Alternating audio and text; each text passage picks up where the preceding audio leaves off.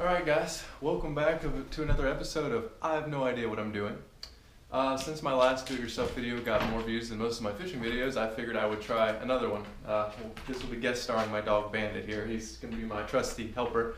He's about as good of a carpenter as I am, so that'll work out. What I'm doing today is I'm trying to build a sliding barn door for our master bathroom. My wife Caitlin really has wanted one for a while and she's on vacation, so I'm going to do my best to try to surprise her. I've looked up a few plans online and I'm going to try to follow them a little bit but put our own little twist on it. First I went out and I purchased 6 pieces of this shiplap or tongue and groove 1x8 by 8. I've cut them down to 7 feet.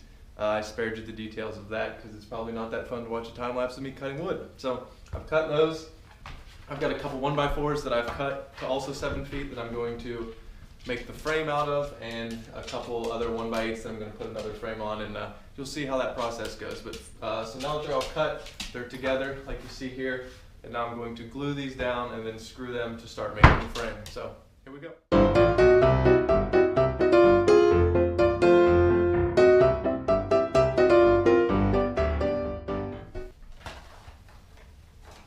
Now that we've got it glued down, time to screw it down. I'm going to pre-drill the holes. You probably don't need to. Pine is pretty soft, but we're going to be overcautious so we don't break anything.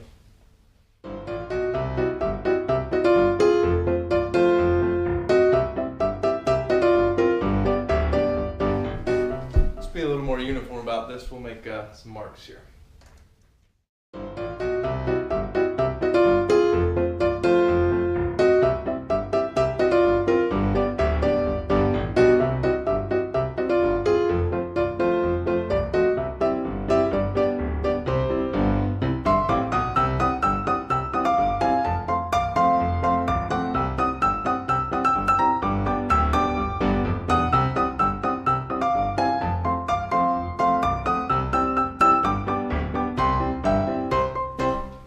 At this point you may be thinking, isn't that a little excessive with the screws? Answer's probably yes, but you know, better be safe than sorry. Now I'm going to do the other side.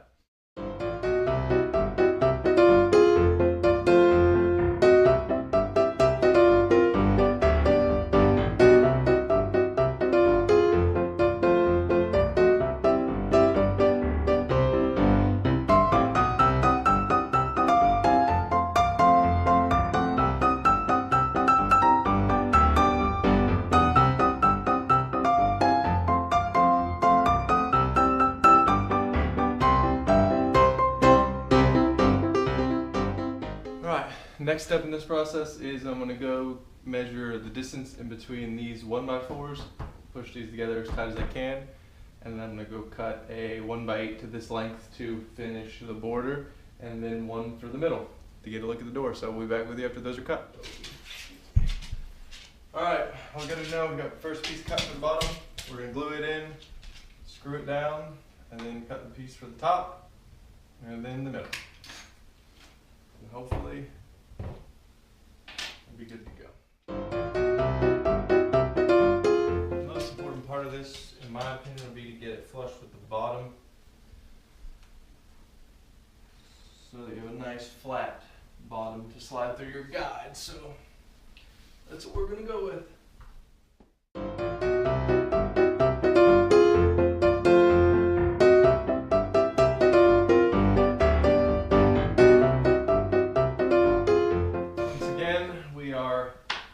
Doing way too many screws than necessary, I'm sure.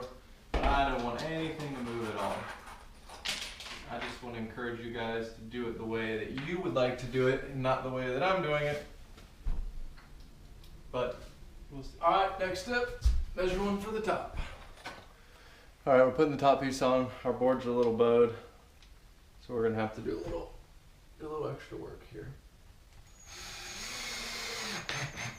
Put one screw in there to hold it down, push it up against the wall to try to get this put in place. So, probably unorthodox, and there's probably a better way to do it, but I don't know that better way, so this is what we're going to do.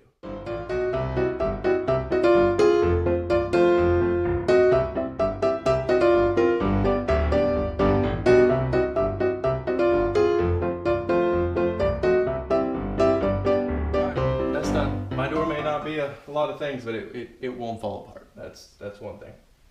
All right, time to make a middle brace. All right, got our middle piece cut.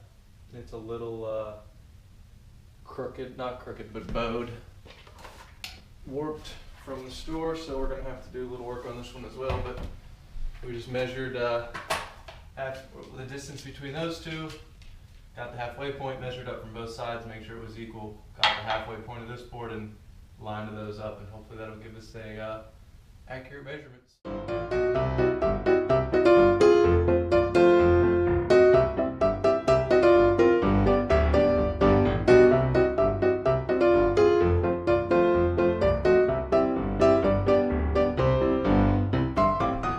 Process was to get another 1x4 to make some cross pieces on here, whatever design you'd like, a Z or an X or whatever barn door style you're going with. I decided to just do a parallel this way, or a line this way and a line that way. I just put my 1x4 on here like this. I don't know if you can tell for sure. Bring it a little closer. There you go. And I just lined up the corner here like this with that, and drew a straight line across there to find my angle there. Drew a straight line across that board like this with that to draw that angle. And then I went and cut, adjusted the saw and cut, so we have a pretty decent, not perfect, but a decent angle like that. So this one will come this way and I'll have one go that way for some cross pieces, but I'm not the best with angles, so I'm glad that worked out instead of having to do some math. Alright, so now we're going to glue this and screw this down. Stay tuned.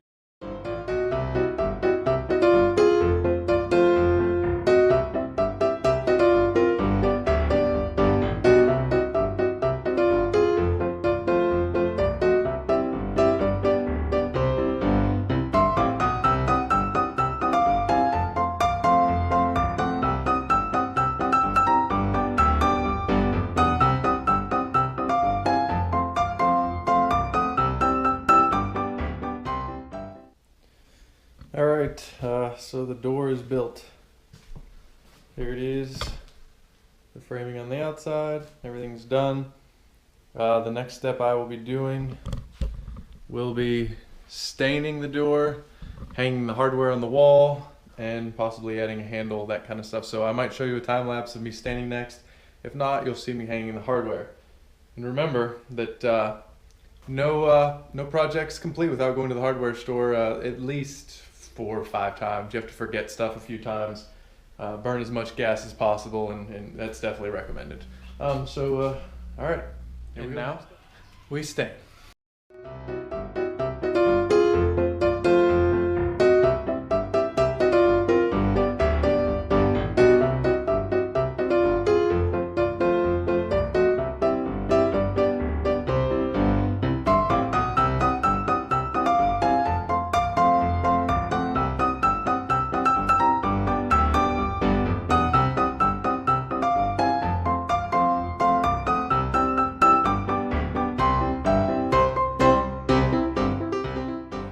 It's a new day. What we're doing now is we're mounting the roller onto the door for that you roll on the railing. So I'm going to put them here on the ends on both sides, in the middle, there and there. So let's do it. Alright guys, this is the part I spared you yesterday. This was the mounting of the rail above the door. And I spared that part because everybody could buy a different hardware kit. You can make your own hardware. This is just one that I purchased. So I didn't show you about that, but what I'm going to do now is I'm going to stain that board to match the door that is done, and then we will hang it, put stoppers on each end so it doesn't slide off, and then put the floor guide on, and we will be finished with this project. Let's go. Alright, what I'm doing now is I'm adding the bumper stops to the end. The directions call that you put them in front of one of the bolts, obviously, so that this can never get pushed off, even with the set screws. But the way that I had to set my door up with the distance and length, it's going to be on the outside, which I don't think it'll come off. If it's a problem, I'll put a hole through this and put a nut and bolt on the end and paint it black to match, so you'll never see it anyway. So that's what I'm doing now. I'm gonna add these on there, and then we'll be wrap on this do-it-yourself project. I've got a little bit left to do. I've got to add a handle, but I'm gonna let the wife pick that out when she gets back. And then I have to add a floor guide. This particular kit did not come with a floor guide that I liked, so I'm gonna get my own. And we'll go from there. But here you go. Here's the finished projects. Slides on the rail nicely. Took the other door off. All done. Alright guys, just wanted to do a little wrap up on the end of the video. The barn door's done. You saw bits and pieces of the project depending on what I put in the video. I just want to encourage you to go out and do your own projects. Obviously I don't do everything right. I might have stained the wrong way, I might have drilled the wrong way, things might be just slightly crooked, but it is do it yourself, so that means everybody can do it. If I can do it, you all can give it a try. So good luck on your next project, and be sure to tune in to another episode of I Have No Idea What I'm Doing. Catch you next time.